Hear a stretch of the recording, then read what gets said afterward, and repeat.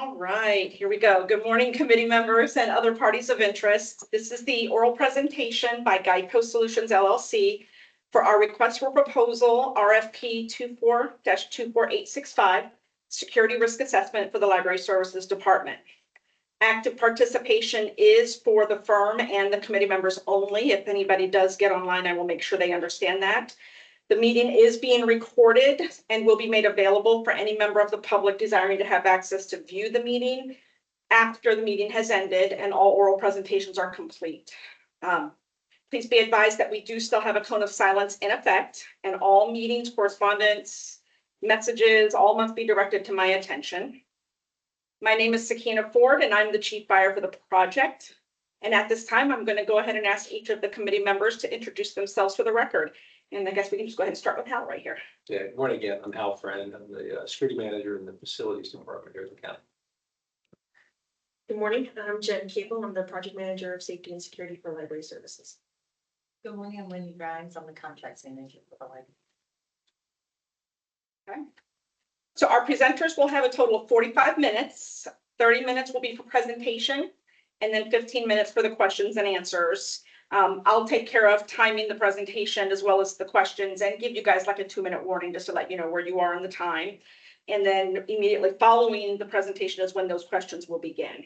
I'm going to go ahead and let Guidepost team introduce themselves. And once you've introduced yourselves, we'll get started with your presentation. Well, thank Welcome. you. Thank you very much. We really appreciate the warm welcome on such a chilly day. Not normally chilly when we're coming here, but we're Guidepost Solutions. We have offices in Palm Beach and Miami, as well as offices across the country as well. We have a lot of experience actually in the library security field. Of our 10,000 engagements that we've done over our lifespan of 14 years as a collective entity and 40 years through our legacy firms, we've actually done assessments across 2,000 educational institutions, and that includes many library sites as well. Most recently, we worked with the City of Duluth library system, and they had some really unique challenges. But I think a lot of challenges that many libraries face today, often serving vulnerable populations, people who are dealing with homelessness, people dealing with some drug addiction challenges. Just generally people who want to use the space for their young children and programs, like mine, for instance. And I think the value we bring really is that focus on kind of a community risk approach to library safety and security. But in addition to that, our team, we work not only in the assessment field, but also in the design development field as well. So we include designers, engineers, people who have experience in running security operations. So we have a lot of end user perspectives and people who come with real world experience in supporting entities, especially public entities across the country. For Guidepost, we work with about 75 counties and municipalities across the country in recent years. I think our list is actually quite a lot longer, including some within the state of Florida. Recently, we worked with the Palm Coast, for instance, to do assessments across a number of their municipal buildings, including their library site. I think another benefit to Guidepost is, we have a lot of expertise in the security technology field as well. We are vendor agnostic, so we do not sell any security products. We don't promote any particular manufacturers. Our focus is on our clients specifically, but we do have knowledge across the market to understand what's available. Our consultants are often featured in new feature set reviews for manufacturers to see what features are available. But I think our focus is kind of a collective view of safety and security, looking at the physical, the technical, and the operational elements, as well as the environment and context we're working within. So we are a multidisciplinary team. As I mentioned, vendor agnostic. We have about 250 colleagues across the country. And our team, if you'll flip to the next page, our project team members, we're actually supported by 3 other team members who are not with us today. Andrew Abernathy specializes in emergency management. A number of these engagements often have an overlap between emergency management and security issues as well. So you often bring in Andrew to advise on those topics. We also have our colleague Consuelo, or Connie Brandon. She is your technical lead. She focuses on physical security assessments. She would be one of the team members on site to help us with the physical assessments, along with Morgan and myself. Connie actually specializes in physical penetration testing. So she often send her to places to identify if there are door unlocking hardware issues, if there is the ability of people to kind of bypass the security measures in place to get into a facility. So she has an interesting background in that area. She comes from a background in managing security teams across a wide array of multi-campus sites. We have Jack Plax, who is one of our senior assessors for threat and risk management. Jack will help us to identify the risk profile across the 10 sites that you'll select.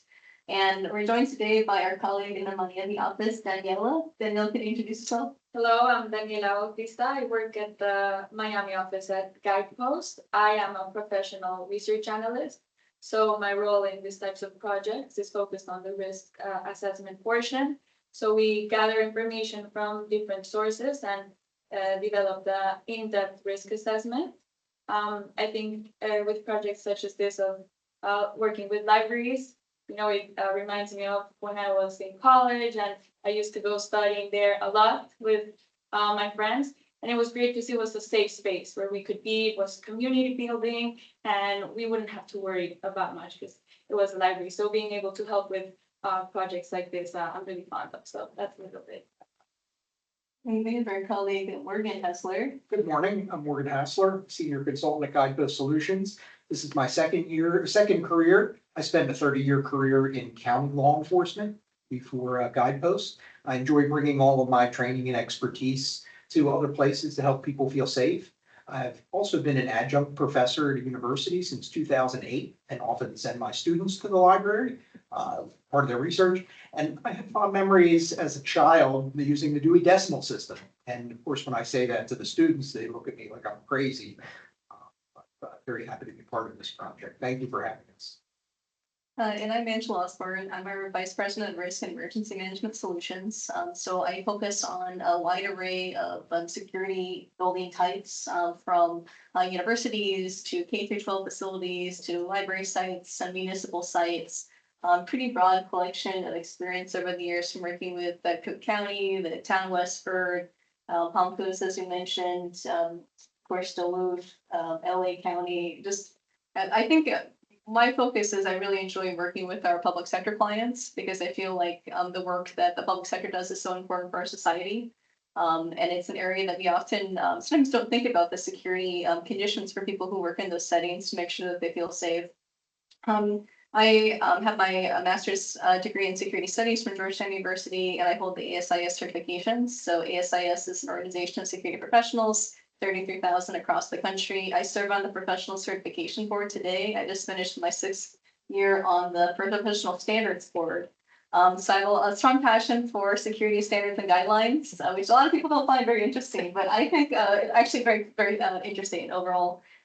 For my connection to libraries, in addition to my security work, as a student, grad student and student in college, I often worked in the library. For a while, I was a working student, so I would use the library as my home base to work. But today, as the mother of a 3-year-old, I have a different perspective on the library, and I kind of became reacquainted with library services when I became a mother. Both the online services, which are great, where I'm based. We did the Bean Stack program. Are you familiar? Yeah. So we just finished the 1,000 books actually with Hermione. So we're really excited. We did take her name from literature as well. So we are passionate readers in my house, and so it's always great to connect with libraries because I feel like the work you do is very important. On the next page, you'll see some of our similar projects that we've done. We mentioned the Duluth Library. I think that's a really interesting project because we were brought in specifically because of some security situations that had occurred in the library. They had had some challenges with people suffering from mental health crises. They had had people who had been using the restroom facilities to use some drugs. And it's interesting because I find a lot of people don't think about these challenges with libraries. You might think about it when you are looking to bring your child to a program and you look in the area and say, I don't know if I feel safe in this parking lot after dark.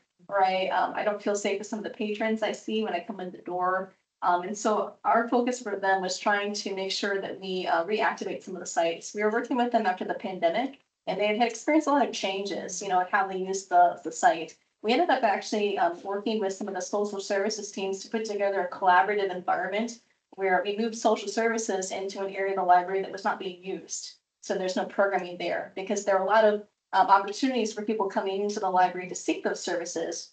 And rather than directing them to their building, they were right there. We were also able to get some law enforcement support in the space as well for them to use an area of the library as kind of a satellite office, which provided a law enforcement presence for the building as well. And then we worked with their security director, which was a new role that they set up. They didn't have one originally, to talk about some programming and opportunities for enhancements. I think initially when we came in, they thought we'd have a lot of recommendations based on technology. We did. But our focus is really a lot of the operations, threat assessment, putting together plans for when there are disruptive people on the property, de-escalation training. And then from there, we actually continued our work with the city of Duluth, and we are about to wrap up our presentation for the city hall building, actually. So we really focus on long-term relationships with our clients. You'll notice over the years, we work with clients on many occasions and kind of are the go-to for people when there are security challenges. We have some clients who will call us at 3 a.m. We are 24/7 people. So truly, if you had an issue at 3 a.m., you could feel free to call us. We would try to help you as best we could. We work with university research centers as well. So for instance, the California State University system, we work with them to do assessments across their library facilities, other research sites. We work with the J.D. Fletcher Library up in Massachusetts. An interesting site there. It's connected to a school system, but they've actually had a lot of security challenges as well over the years and some emergency management challenges. Severe winter weather, for instance, is a challenge for them. And in fact, when we were doing our assessments, they actually had to stop for a few days because a lot of these sites are used as heating centers for people. So there's a lot of multi-use uses for many of these public buildings we find. Some of our other sites, you can see we worked across very large clients, including the Detroit Public Schools, the Valley County Office of Education, but also more specific and niche areas. For instance, the Cook County Library. This is an interesting area. People don't often think about law libraries, but they're very important, and it's very key that they are open and available for people. We worked with Cook County to do a threat, risk, and vulnerability assessment across all the courthouses, and then they said, we also have this very interesting site, the law library upstairs, and it's got to stay open so many hours due to the legislation requirements in the city. And so our assessment there was pretty interesting because the types of people you would have coming to that site, often people who have had felony convictions, who have had challenges in the past.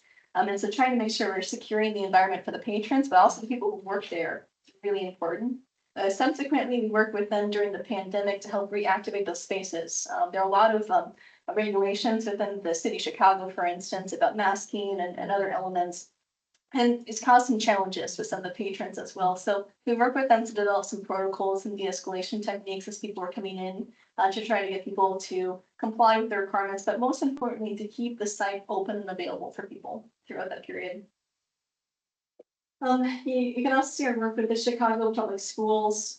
We did assessments for them across all of their buildings, 513 sites. So we've done very large multi-campus assessments, smaller ones. Cook County was more like 10 buildings. So it's a pretty broad range when you look at our portfolio. And I think we bring a lot of great lessons learned across all of these locations overall. And if you follow us on to the next page, we'll talk a little bit about our methodology.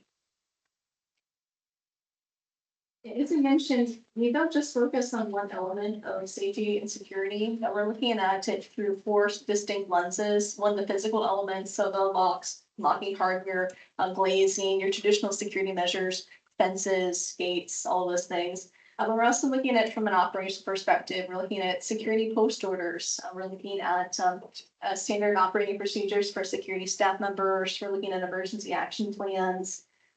Workplace violence plans, prevention programs, threat assessment documentation. We do a pretty thorough review on the documentation review, but we also talk with people as well to see if what's happening on paper is happening in practice. Not always the case. Of course, no security assessment will be complete without looking at the security technology systems. So we do have our technical team. They focus on the video surveillance system, intrusion detection, access control, panic and duress buttons, guard door systems. It's a broad range, including mass communication systems and public address systems for conveying emergency communication. And then the last element is that environment and workplace. So understanding how do people use the space, what's the context we're working within? Have there been challenges in the past? Are there plans for expanding the site or maybe changing the portfolio that we're looking at? Trying to future-proof as much as possible any recommendations we would make. We focus on the layers of protection, so our assessments often start with a perimeter review to understand the areas around the site, adjacent properties. We'll talk about our nighttime assessment that we do with our light meters as well for all the properties. We think it's important to understand the properties during the day, at night, and then as we progress into more sensitive areas, so going in from the kind of public and semi-public areas to the back of house spaces that are specific for staff members. We try to focus on being security and technology agnostic. So we don't specifically focus on individual brands. We're focusing on what works best for the system overall, what's most cost effective too. So these are considerations that we try to keep in mind as we go through the process. We look at the unique operations. So not all sites are the same. Some of them are older buildings, some are newer, some focus on activities for children or teens, others focus on more retired communities, for instance. So there are a range of different kind of portfolios, I would say, profiles for these individual sites. And we try to focus on that threat environment. So what are the sites that have received threats in the past? What are security incidents that have taken place? It helps us to understand the foreseeability of what's likely to occur in the future, but also consistency to see where security measures in one building, they're very strong, maybe in another building, not as strong. We try to focus on the concepts of foreseeability and consistency when we look across a large portfolio for security. We focus on industry best practices. So as I mentioned, we're very strongly affiliated with ASIS International. We have a lot of our members hold certifications through ASIS. We leverage the ASIS standards and guidelines for our assessments, specifically the physical security standard is really important to our work in the risk assessment standard. And of course, laws and regulations. The other half of the Guidepost business is actually focused on compliance, investigations and monitoring. So it's basically a collection of investigators and lawyers who help to make sure that we're abiding by all the proper regulations that are in place. And we want to make sure that we're meeting any specific requirements you have from the security perspective for these buildings and taking into account perhaps fire code issues as well. And I think it's important to note that we're not looking to make the libraries fortresses. We know that they need to be open and welcoming to the citizens, to the community, as they are part of the community. So sometimes people have the false perception that we're going to try to fortify everything, and that's not the case. We do focus on a lot of our lessons learned from other clients over the years. We also focus on crime prevention through environmental design, which is our security members here will be very familiar, a concept that's been around for a long time.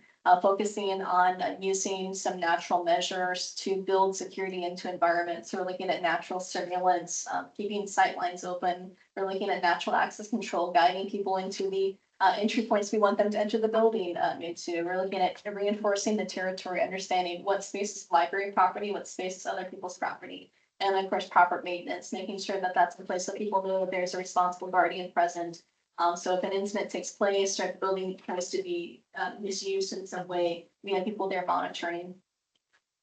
One of the ways we conduct our assessments is we use an iPad and we walk around and we plot certain observations. So that way, when people are reviewing the report, when leadership is reviewing the report, they can correlate our observations specifically to a feature and a number on the floor plan. I don't know, this is of the Alvin Kuhn Library. I don't know, you're kind of far away to see, but we plot numbers and we take photographs and we correlate that with a OneNote column, and that will allow us to somebody who might have some familiarity with these locations to be able to determine, oh, well, that door with the door locking hardware problem is number 5, and I can see it on this map, and that's exactly where it is next to the loading dock at that building.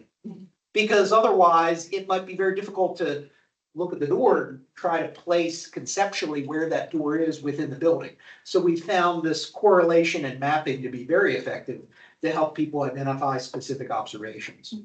Also, we'll try to identify the door based on the numbering system you have on your floor plans, but sometimes that numbering system can change over the years. And so this is why we use this method to be sure that we're identifying the specific location. We'll provide some photos, our observations, recommendation, and then we'll prioritize the recommendation as well, which will really speak to kind of what the risk is overall. But before we get into prioritization, just some concepts on considerations for library security. Obviously, libraries are essential services sites.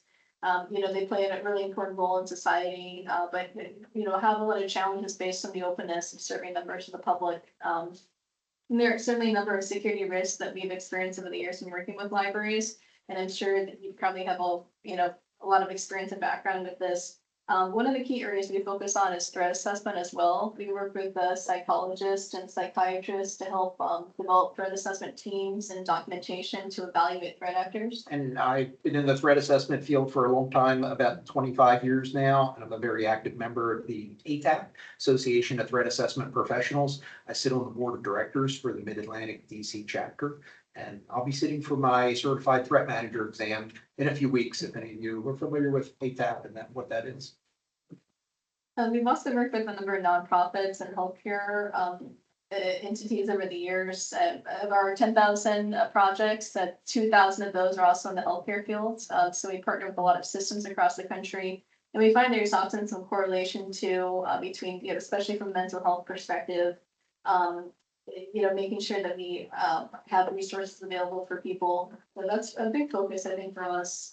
When Morgan talked about the recommendations and applying, we also use on the next page this grid to prioritize our recommendations. And we do that because it can be overwhelming if there are a lot of recommendations for a site. And we want to make it as easy for the user as possible to see what things they should address first. It is important to note if we come across a high priority item, a blocked emergency exit or propane tank, which actually happened under someone's desk, we point that out to the person giving us the tour, to the representative of the building immediately, because we don't want something to happen in between when we make the observation and you receive the final report.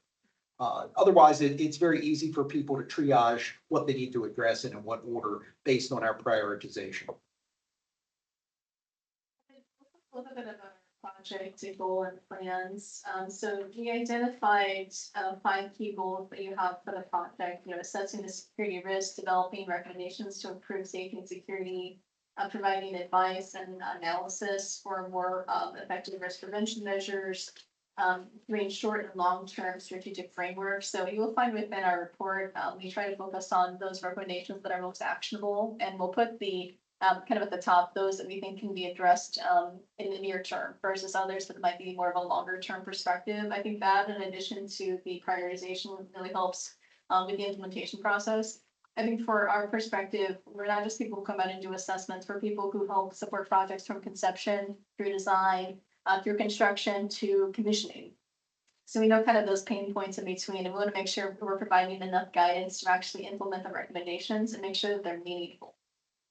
So if you move to the next page, our understanding of the scope of work, 10 buildings, you're looking to evaluate current practices, looking for stakeholder approaches. We'll talk about some of the methods we use for stakeholder engagement, analyzing threats, risks, and vulnerabilities, which will be a big part of Daniela and Jack's work on the project, and then developing a plan for outreach for different community partners. So we're hoping to get some more insights from you about those specific areas you're looking at overall. But in general, we understand the deliverables here. You're looking for policy recommendations, you're looking for recommendations on technology systems, recommendations tailored to each type of building. We know you're looking at a collection of 10 buildings that likely represent a much broader collection of buildings. So we want to be sure that you're able to use some broader recommendations across the board, or for particular types, maybe you have a particular construction type that's used across your portfolio, making sure we identify those so you can leverage them not just for one site, but for multiple sites as well. So we'll be identifying overall recommendations as well for consideration. And we know that you have a tight deadline of 6 months after the award date. So our team works on pretty strict timelines, 6 months to conduct assessments of 10 buildings. I think it's very, very reasonable actually. And then of course, going through to look at the electronic security systems. This is an area that our team has just a lot of expertise in overall. We do a lot of work in the space. We do a lot of work designing the systems, helping during the commissioning process. We're supervising integrators. It can be a challenge sometimes. looking at workmanship that's done on these products, it can be very different company to company. And we're also very knowledgeable of the integrators who are working in the market and the manufacturers. So if there's need for specific support, we've had some clients in the years, for instance, maybe they've used Linnell for access control, have not been able to get the support that they needed. We're able to make a couple phone calls and get them connected to the right people to solve their issues. So I think we've got a pretty broad network of people who can assist. On the next page, you'll see kind of our overview. The threat assessment process will be conducting research across all the buildings, trying to identify past incidents that occurred, different types of hazards, events. We'll also look at natural hazards as well. We have a kind of good concept of what the natural hazards are based on our presence here in Florida. But we'll be looking for some guidance on that as well. We'll also look at hybrid hazards. So if there are areas maybe you're next to a power plant, or like our hotel last night that was next to a transformer that blew, and we had power outages. So we'll look for those hazards as well that might not be immediately apparent as we go through the process. We'll also conduct some crime analysis of all the locations. So we use the CrimeCast system to do that. It's a great apples to apples system. So we'll do that for each of the 10 buildings. It will provide us with color-coded maps with a kind of a ranking system from 1 to 2,000. We work very closely with CrimeCast. We don't promote any particular security products, but as an organization, we do leverage that because it is a very quick way to evaluate crime information. And then from there, we will compile all of that information into a risk profile and then provide it for your feedback and review. The next part of the process will be the actual physical security assessment. The first thing we'll do is ask you for a collection of documentation. So it'll be things like floor plans. We'll show you a list of things we look at. We will take as much as you're willing to share with us. And the floor plans in particular are very important to us, but we know over time they're not always very current. And so we'll take Eval, we'll try to make corrections while we're on the ground as well.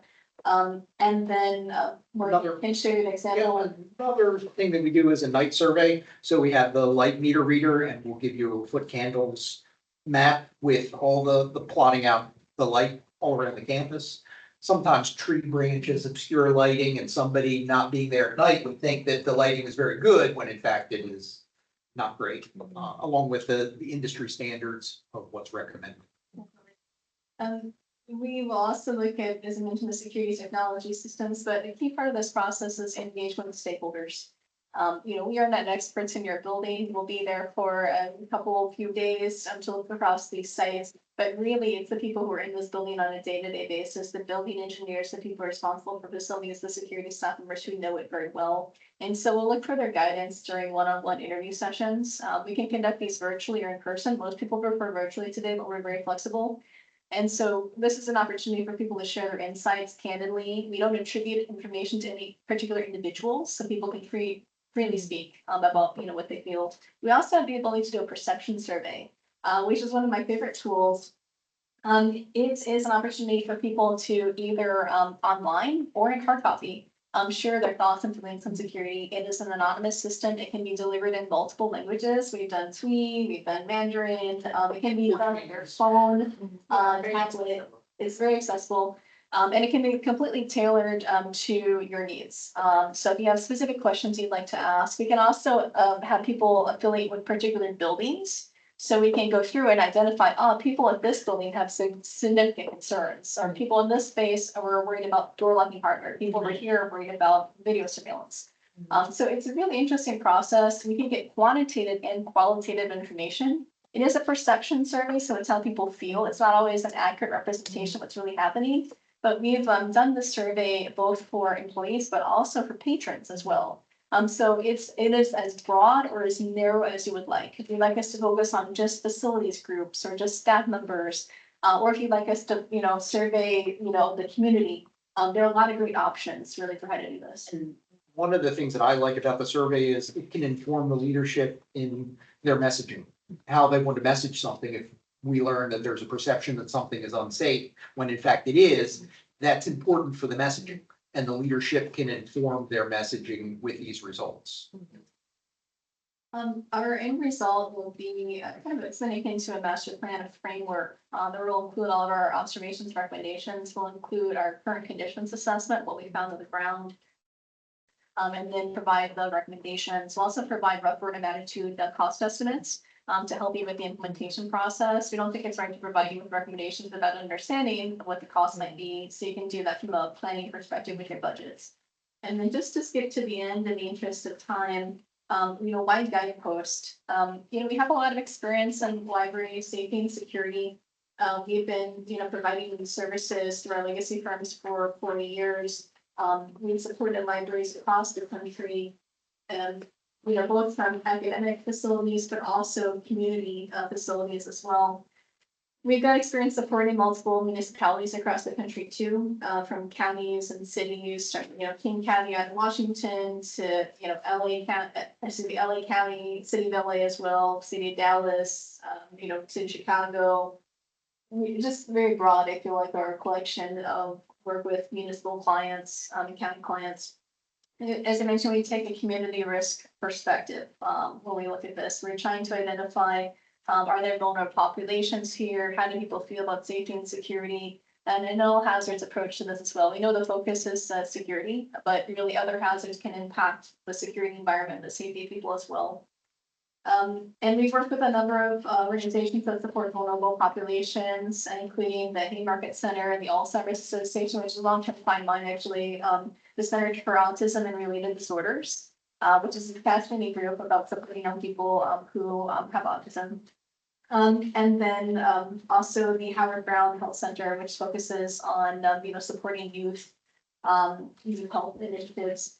We're industry experts, and many of our professionals hold ASIS certifications.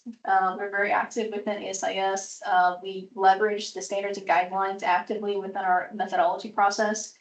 And then we're local to Florida. We have our offices in Palm Beach and in Miami. We've supported a number of clients in the state of California, just a few, the Fort Lauderdale Police Department, Southwest Florida National Airport, Seacoast Utility, and the city of Palm Coast. Which actually, city of Palm Coast was one of my early projects back in the day. And I remember when I came there too, they also had a significant storm. So I don't know if it has to do with me coming into the area, but maybe. I'm also a big fan of Florida myself. My Aunt Verena is from Cocoa Beach. So growing up, I used to come down and see her quite a lot. But I think that's our time. No, you actually have right about a minute left. So I just wanted to let you know. I think our team comes from diverse backgrounds. So Angela and I look at the same thing from different perspectives, and our clients really benefit from that diversity perspectives. Plus, we bring with us all the other things we've learned from the other libraries and colleges and places where we've done this work. Yeah, we also represent different generations as well. So, we talked with Danielle about her experience working with libraries. It's very different than ours over the years. I do remember doing decimal system too, but maybe not. I wasn't as focused on it as Maureen's group. So I think that benefits us too, as far as understanding stakeholders who might be leveraging the libraries as well. We are happy to address any questions. We just wanted to express again our gratitude for having us come in for an interview. We're happy to answer any questions, share additional information with you. We're also happy to work with you regarding the pricing to make sure that it is a good fit for your organization as well. So we costed based on the scope of work that you provided, but if you provide us some additional insights, we might be able to work with you on what would be a good fit overall. So I think with that, we'll go ahead and give the time back for the questions. Okay, I will go ahead and open it up for the committee. Whoever wants to go first, you're welcome to start asking your question. I'll start. Yeah, I'm going to start with something you kind of finished up with, and that's your perception survey, which is really interesting. And I just wanted to ask you, when you've done these with libraries, have you opened them to the patrons, to the customers? And what was the results of that? Was it good result, actionable stuff, or was it just complaining stuff, or I'll let you answer first, and I'll follow. I think our experience has been quite good. Most of the time when we do this for libraries, they do open it up to patrons as well. We find a lot of the patron submissions come from hard copy submissions, actually. So I would say the demographic of people who respond to the survey on site, a little bit different than who use the actual survey itself. I think everyone is always a little bit hesitant to do the survey. People are a little bit worried, what are people going to say? Are they going to say, I feel totally unsafe here? Are we going to get a lot of complaints? Actually, what I found is we get a lot of great feedback. It's candid feedback, yes. But most of the time, people say that they do feel pretty safe on site. The people who are using the space, who are in a lot, and they share some valuable insights that can help us during the online assessment too, or the onsite assessment. For instance, we've had a number of them who have indicated particular doors that have a problem locking, for instance, or camera system in a particular site that's challenging, or parking lot that's very dark. And so if we can do the assessment after we do the survey, it gives us some insights when we're on the ground, so we can go check and see, this parking lot is actually very dark at night. And maybe the reason is because the public street lighting that's normally on is not on because of the time change difference, daylight savings time, for instance. Yeah, and I think it's really good because then it gives everyone an opportunity to voice their opinion. Whether or not you follow their opinion is a separate issue, but everyone will be able to say, I played a part in this. And they're going to see changes being made, they're going to see other things happening. And it's great for transparency. I noted that this meeting is going to be transparent to the public. So I think the perception survey for Hillsborough County in particular would be a nice fit. And the results will help build a business case for some of the changes. Maybe some of the changes you want to make, you're afraid the Hillsborough County, I mean, but the leadership is reluctant to because they're unsure what the public perception might be for something. And this is a great opportunity for that insight. Plus, it is very transparent. Like, we're making these changes because these are the results of the assessment, plus the results of the perception survey. There's just a lot of great benefits to it, despite some clients' reluctance sometimes. Yeah, I think most of the time, again, people are generally pretty positive about the security environment overall. So that part I think is refreshing. Often we get comments as far as people saying, thank you for asking me. No one's ever asked me about my thoughts about safety and security here. Or I really appreciate, the county taking the initiative to do this. So I think that there's a lot of public buy-in of actually just getting that request for information that's helpful, and being able to write it in multiple languages is very helpful to get a diverse population of people to share their insights. Yeah, more of it on that. I was there, minutes of someone else. So when it comes to your team, and I'm guessing you would want a single point of contact with the county or the library during this project, who would be our point of contact in your team for our? Well, I'd be your primary point of contact, and then Morgan would be your secondary contact. So that way you can always reach someone. If I'm flying, for instance, and Morgan's on the ground, you always have availability there. And we're both, 24/7 people. So if you have a 3 AM problem, if you're going through the project, you can feel free to reach out to us, and we will pick up the phone and try to help. I call you at 3 AM, the world's on fire. That's a 3-year-old.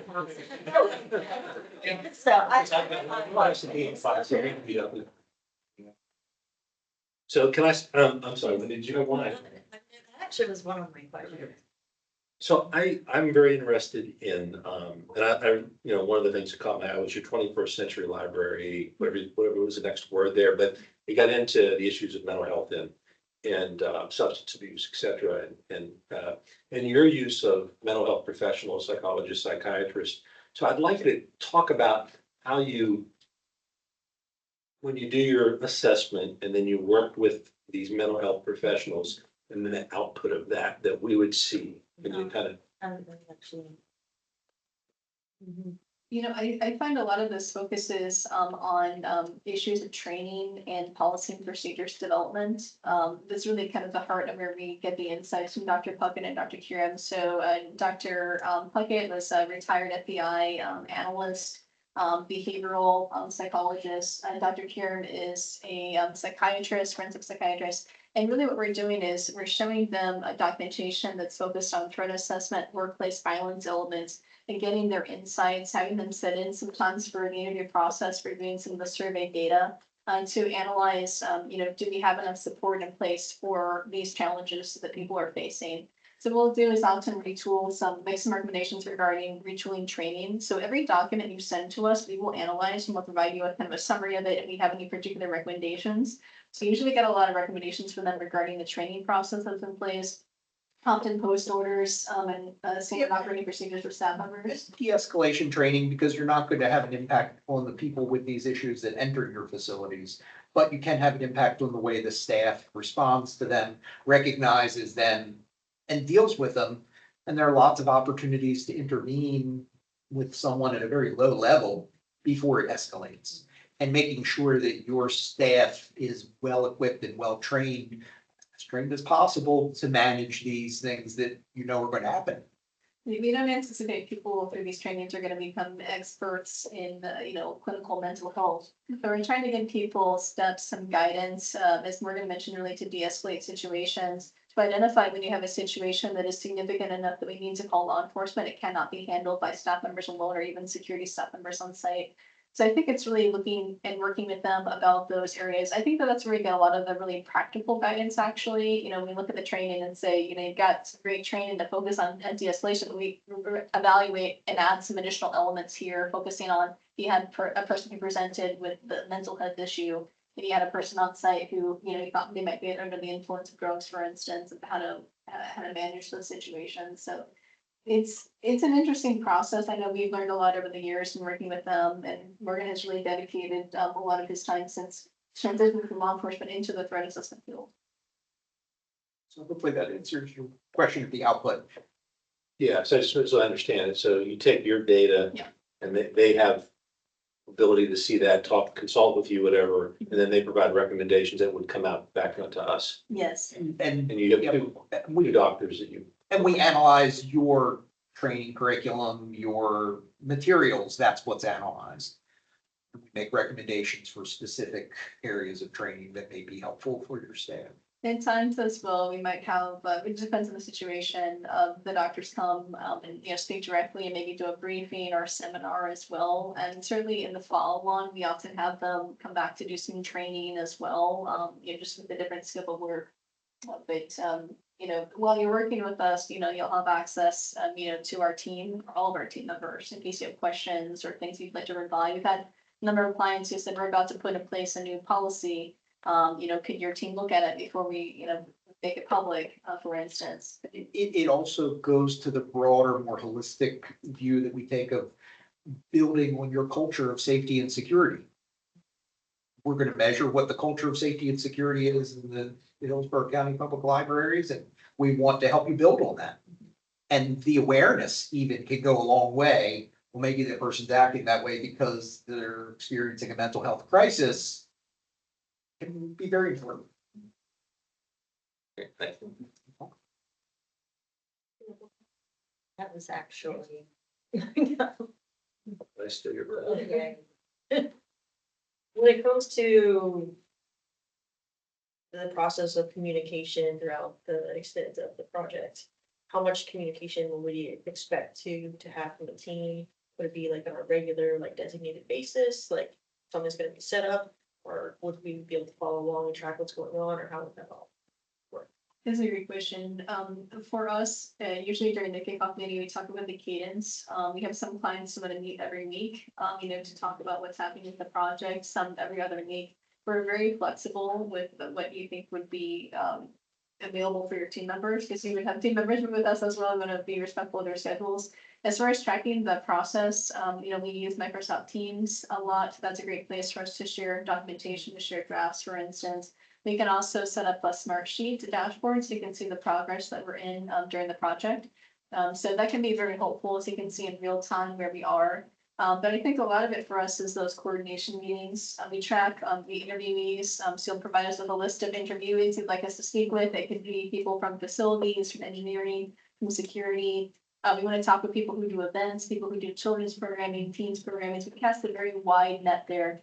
We'll track all of those so you can see in real time who we've actually consulted with and whether they're scheduled, for instance, whether they responded to our email to set up their schedule. We do use a booking tool that's very convenient for people to look across all of our calendars. And that way they can also select the person they would prefer to meet with. Maybe they prefer to talk with, a male person or a female person, or, a lot of spectrum options with our team members, just to make people feel comfortable when they connect with us.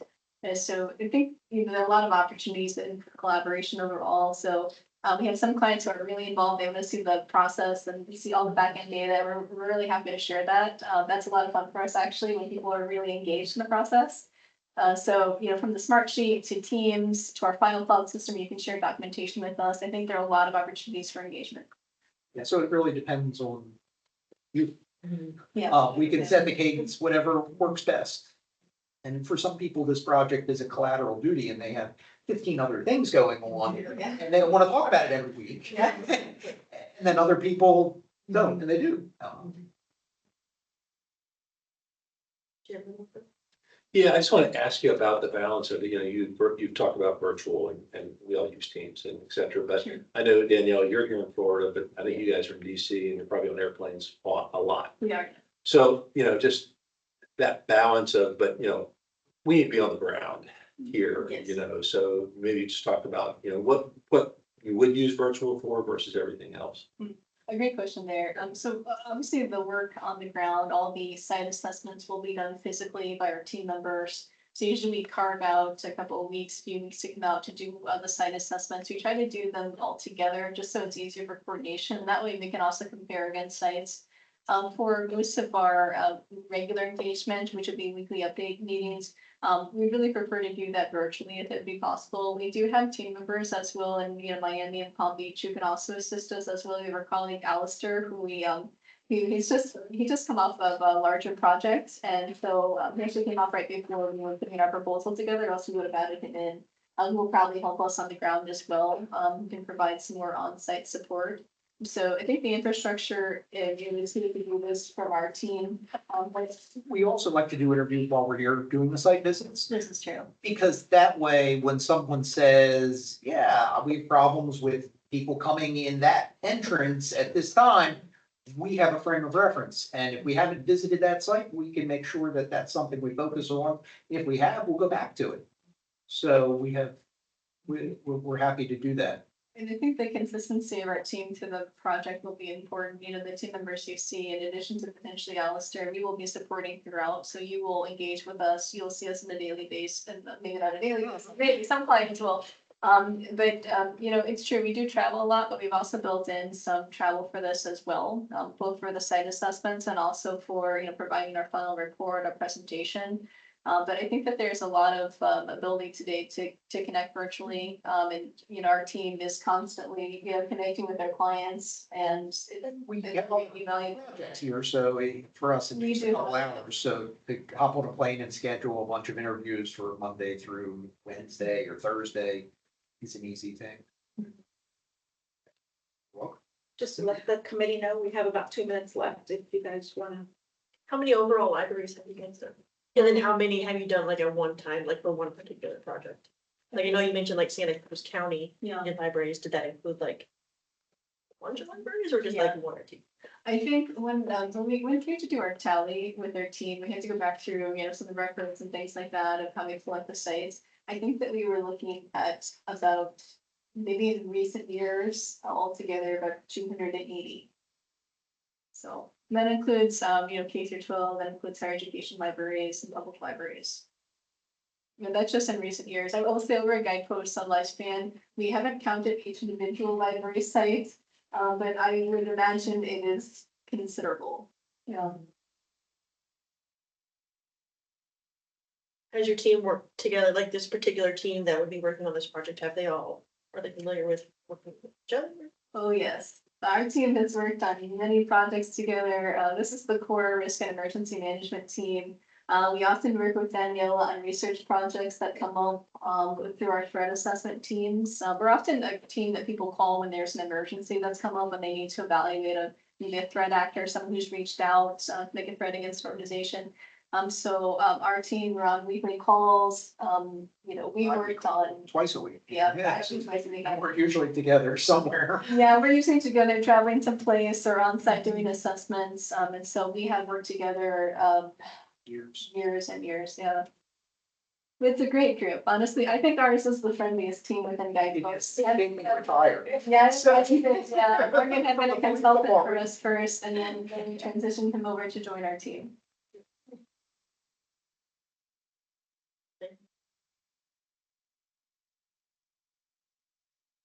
one more question, if anybody has one last question they want to ask. If you still. Baltimore County. Cumberland. You know the difference between the city and the county. You're not Baltimore City. I always tell people when I say I'm from Maryland, I say I'm not from Baltimore. But I did go to grad school with, who is now, I believe, chief in Cumberland. Chuck Trinet. I bring off Maryland. Oh, okay. Gotcha. All right, so now that we have no other questions and you guys have had your chance to present, we really appreciate you guys taking the time out of your schedule to stop in and speak with us. The committee will be following up with another meeting shortly to make some final decisions on the recommendations, and that will get posted online through the system. So everyone will be notified once there is a recommendation for award. And I am going to go ahead and close out the meeting. I'm going to stop the recording real quick, and then I'll go ahead and head you guys out to the main exit. Okay, well, thank you very much for your time. Really Thank you so much, Naomi. appreciate it. Thank you. Hope you have a